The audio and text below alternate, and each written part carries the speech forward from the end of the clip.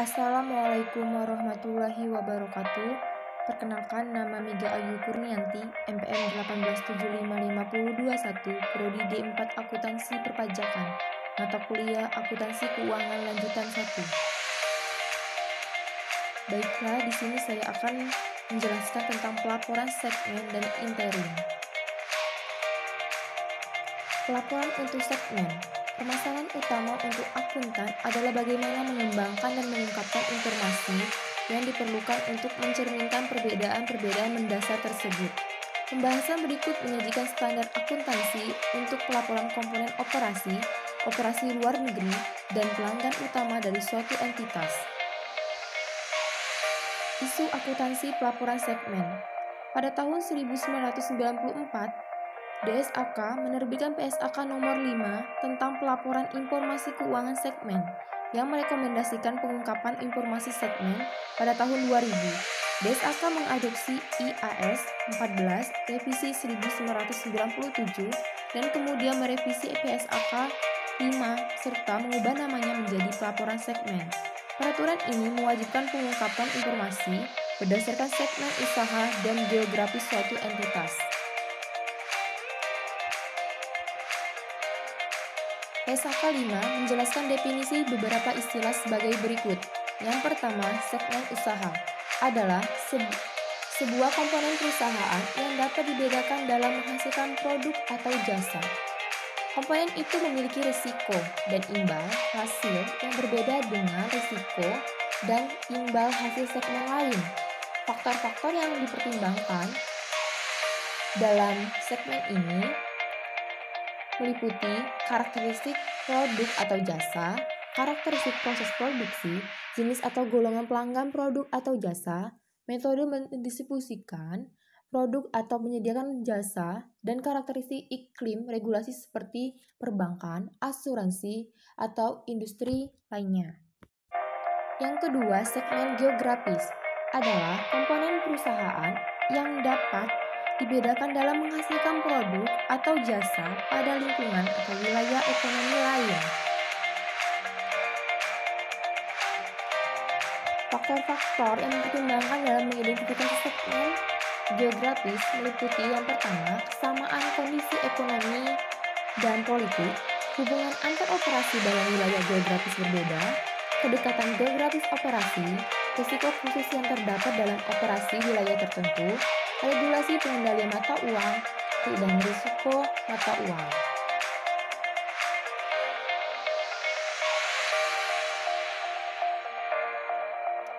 Definisi segmen dilaporkan.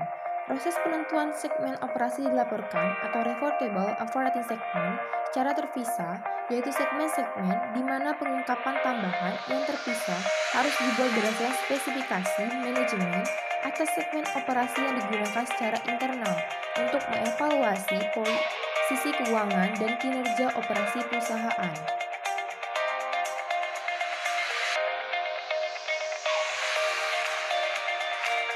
Ambang batas kuantitatif 10%. DSAK menetapkan 3 aturan signifikansi 10% atau 10% significance rules untuk menentukan segmen operasi mana yang harus mempunyai informasi terlapor yang terpisah. Pengungkapan terpisah tersebut diharuskan untuk segmen yang memenuhi paling tidak satu dari pengujian berikut. Yang pertama, pendapatan segmen yang dilaporkan, termasuk penjualan eksternal atau penjualan atau transfer antar segmen, lebih besar atau sama dengan 10% dari pendapatan keseluruhan dari penjualan eksternal ditambah transaksi antar segmen dari keseluruhan segmen operasi. Yang kedua, nilai absolut dari laba atau kerugian adalah lebih besar atau sama dengan 10%. Nilai absolut mencakup A. Laba gabungan dari seluruh segmen operasi yang tidak dilaporkan rugi, atau B. Rugi gabungan dari seluruh segmen operasi yang dilaporkan rugi. 3. Aset segmen sama dengan lebih besar dari 10% aset gabungan seluruh segmen operasi.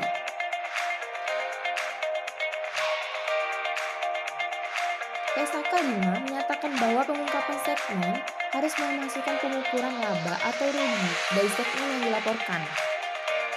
Oleh karena itu, laporan tersebut akan sama dengan yang digunakan untuk tujuan pengambilan keputusan internal.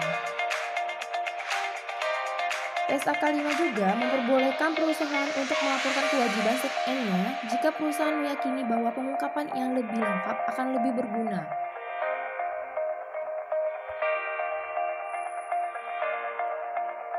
Baiklah, berikut ilustrasi uji signifikasi 10%. Dan ini adalah salah satu tabel uji pendapatan 10% diterapkan sebagai berikut.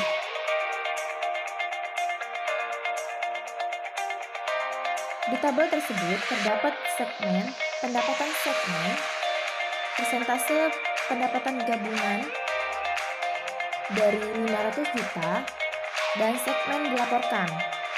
Baiklah, bisa kita lihat di sini di segmen ada produk makanan, plastik dan pengemakan, konsumsi dan komersial, kesehatan dan keilmuan, kimia, dan totalnya.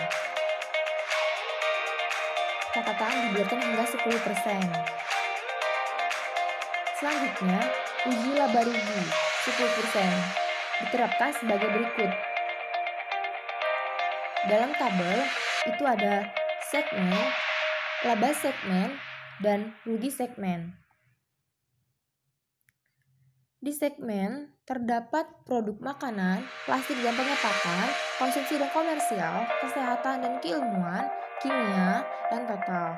Dan di situ kita bisa melihat produk makanan di situ terdapat harga 198 juta, plastik dan pengemakan 59 juta, konsumsi dan komersial terdapat di rugi segmen itu minus 25 juta, dan kesehatan dan keilmuan itu ada di laba segmen 22 juta, kimia rugi di rugi segmen minus 9 juta, dan totalnya laba segmen itu 279 juta, rugi segmen itu 279 juta, dan di sini kita bisa melihat laba segmen dan rugi segmen itu balance.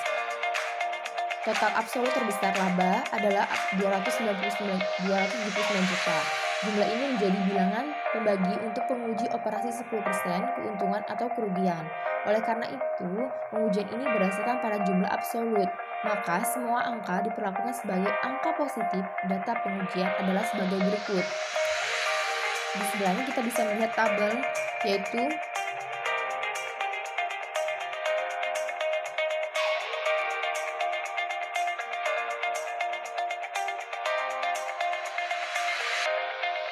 ada segmen laba rugi, persentase jumlah uji dari 279 juta, dan segmen dilaporkan.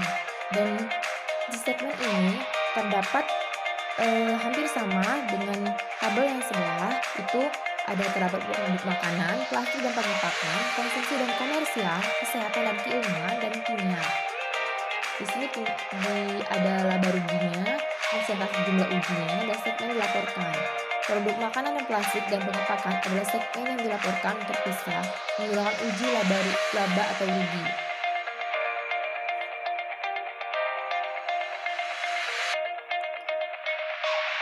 Dan selanjutnya uji signifikansi 10% diterapkan sebagai berikut. Baiklah, di sini bisa kita lihat tabel uji signifikansi.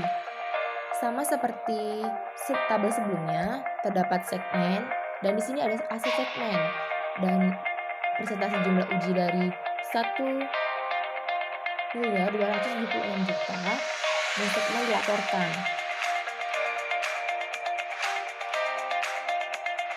Segmen operasi produk makanan, plastik dan pengemakan, dan kesehatan dan keilmuan dilaporkan terpisah berdasarkan uji aset 10%.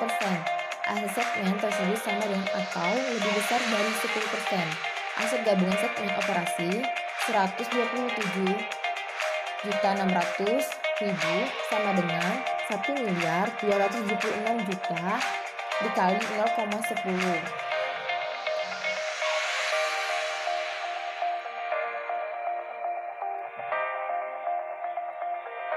Baiklah, di sini kita melaporkan informasi segmen. Yang pertama itu ada informasi umum.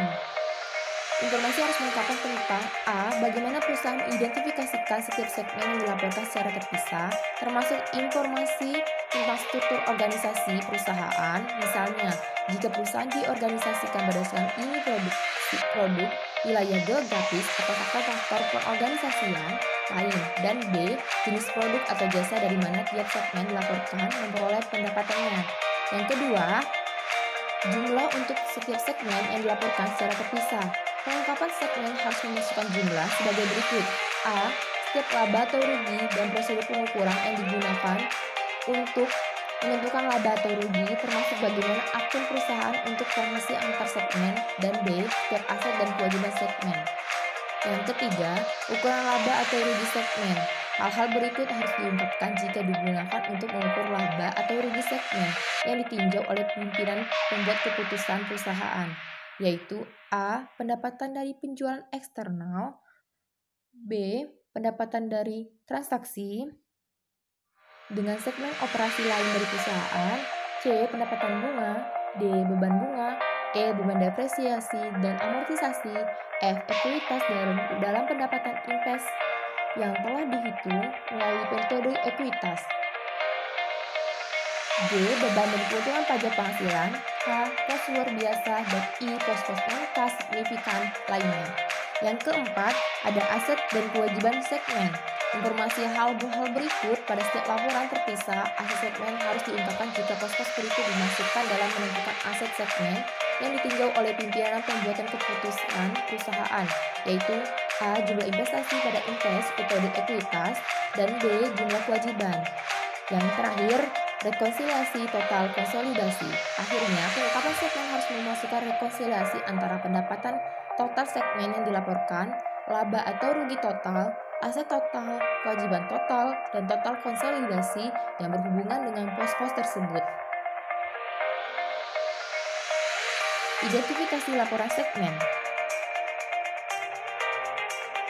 Struktur organisasi dan struktur manajemen seperti juga sistem pelaporan keuangan internal kepada pihak yang berwenang dapat digunakan untuk menentukan sumber utama dan karakteristik dari risiko dan imbal hasil perusahaan. Sekaligus juga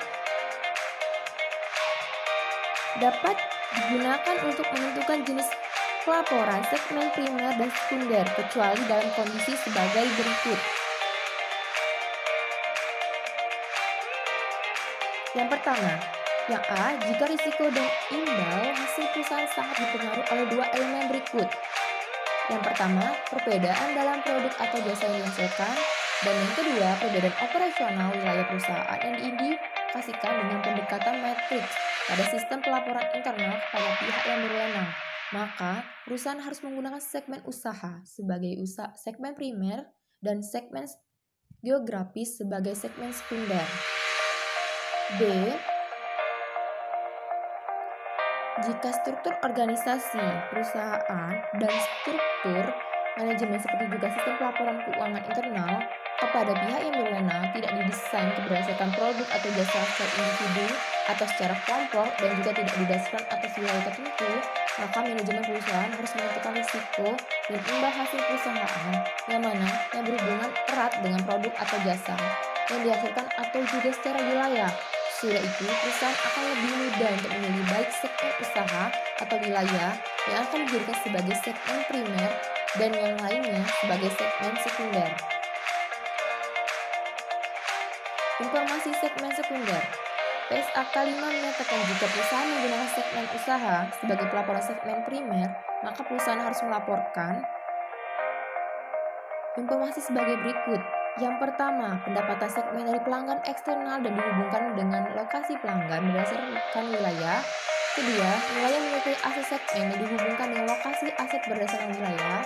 Tiga, jumlah pengeluaran pada periode tertentu untuk memperoleh aset segmen yang diperkirakan akan digunakan lebih dari satu periode yang dihubungkan dengan aset secara wilayah. Jika perusahaan menggunakan segmen wilayah sebagai pelaporan segmen primer, maka perusahaan harus melaporkan informasi sebagai berikut. Yang pertama, pendapatan segmen dari pelanggan eksternal. Yang kedua, nilai yang menyertai aset segmen. Yang ketiga, jumlah pengeluaran pada periode tertentu untuk memperoleh aset segmen yang diperkirakan akan digunakan lebih dari satu periode. Pembahasan ini mengakhiri pelaporan segmen. Selebihnya akan disajikan topik utama lain dari pengungkapan keuangan, yaitu pelaporan keuangan interim. Laporan keuangan interim. Laporan interim atau interim report, laporan yang mencakup periode waktu kurang dari 1 tahun, menyiapkan informasi tentang kemajuan kegiatan operasi entitas pada periode tertentu sepanjang tahun.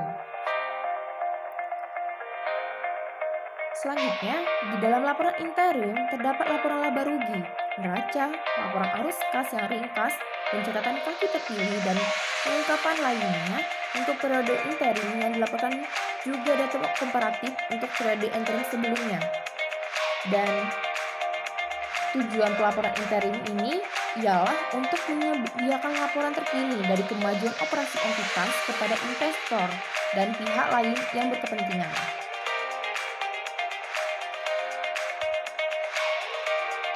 Format laporan keuangan interim.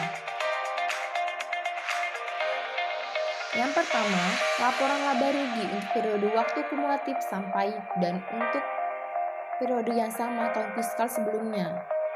Yang kedua, neraca pada akhir tengah tahun berjalan dan neraca untuk periode yang sama pada akhir tahun fiskal sebelumnya. Akan tetapi, sangat diperlukan pemahaman fluktuasi musiman dari kondisi keuangan perusahaan. Yang ketiga, laporan arus kas pada akhir periode waktu kumulatif berjalan dan untuk periode yang sama untuk tahun sebelumnya. Yang keempat, catatan atas laporan keuangan yang menjelaskan saldo yang disajikan dalam laporan keuangan. Catatan atas laporan keuangan interim ini mengisyaratkan setiap perubahan dalam pengukuran atau kejadian ekonomi utama yang terjadi sejak akhir tahun fiskal sebelumnya. Baiklah, di sini kita akan masuk permasalahan akuntansi. DSAK sendiri telah menerbitkan PSAK 3 tentang laporan keuangan interim pada tahun 1994. Standar ini memecahkan sebagian permasalahan akuntansi yang terkait dengan laporan interim.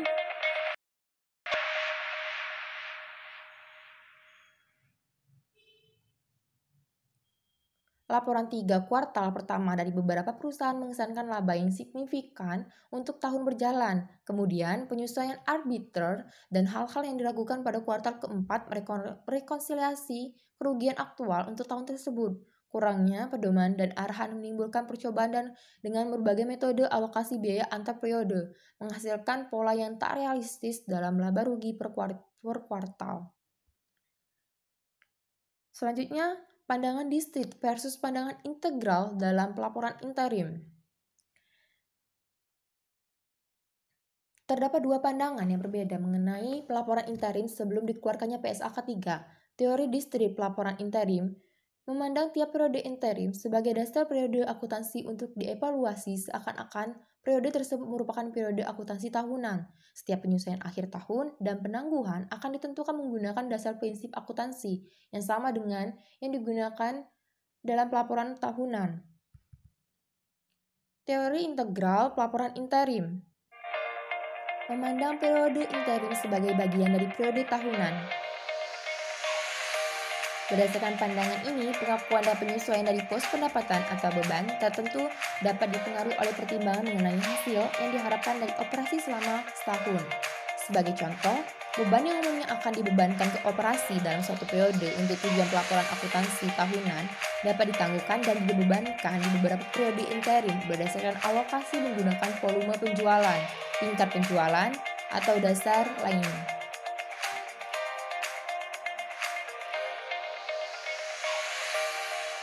Peraturan akuntansi untuk laporan interim. PSAK 3 menstandarisasi penyusunan dan pelaporan laporan laba rugi interim. Standar tersebut mendefinisikan elemen laba rugi dan pengukuran biaya berdasarkan sebuah basis interim. Standar tersebut juga memberikan panduan untuk tindakan akuntansi atau atas divestasi, pos luar biasa, transaksi yang tidak biasa terjadi ataupun tidak sering terjadi, serta kewajiban bersyarat pada laporan keuangan interim. Bahkan termasuk penyajian dan pengungkapan laporan keuangan interim.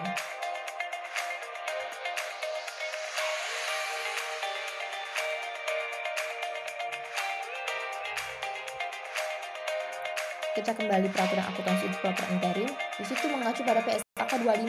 Perubahan dalam kebijakan akuntansi semestinya diaplikasikan dengan melaporkan setiap penyesuaian pada periode sebelumnya sebagai sebuah penyesuaian untuk memulai saldo laba, kecuali jika jumlahnya tidak bisa ditentukan secara wajar. Perusahaan harus mengungkapkan perubahan sejumlah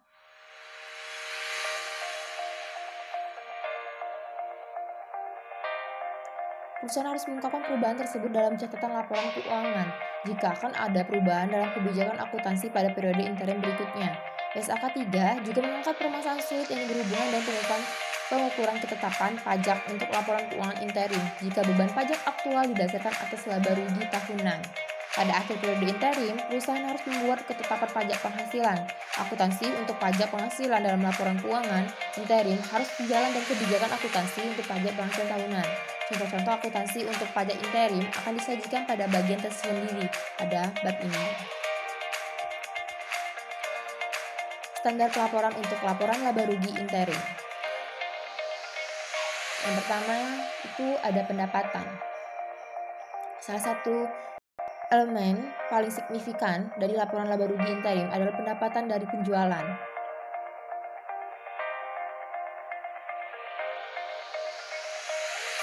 Investor ingin menilai kemampuan entitas dalam menghasilkan pendapatan, sehingga mereka membandingkan pendapatan dari periode interim berjalan dengan pendapatan dari periode interim yang sama tahun sebelumnya. SAK menganggap masalah musiman terjadi masalah yang sangat penting untuk memberikan manfaat yang lebih besar pada pengguna laporan keuangan. Maka laporan interim harus disajikan secara komparatif dengan periode sebelumnya dengan kondisi sebagai berikut. Laporan keuangan interim dibandingkan dengan laporan keuangan interim periode sebelumnya untuk mengetahui kecenderungan posisi keuangan. Yang kedua, laporan keuangan interim dibandingkan dengan laporan keuangan interim yang sama dalam periode akuntansi yang lalu untuk mengetahui kecenderungan berulang musiman dari kegiatan usaha. Yang ketiga, laporan keuangan interim dibandingkan dengan laporan kumulatif dari awal tahun buku sampai dengan tanggal laporan keuangan interim untuk mengetahui kontribusi atau pengaruh periode interim yang dilaporkan pada periode berjalan. Yang keempat, laporan keuangan interim dibandingkan dengan laporan keuangan tahun buku yang lalu untuk mendapat gambaran pengaruh dan kinerja interim tersebut terhadap posisi keuangan kinerja dan arus kas periode akuntansi yang lalu.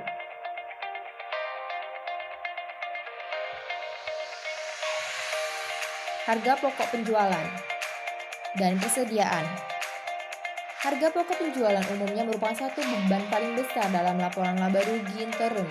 Aturan umumnya adalah harga pokok penjualan interim harus dihitung dengan biaya dan beban teralokasi yang terkait langsung seperti pada perhitungan harga pokok penjualan tahunan. Bagaimanapun, SAK 3 memperbolehkan modifikasi praktis berikut atas aturan umum tersebut, yaitu yang pertama menggunakan estimasi persentase laba kotor.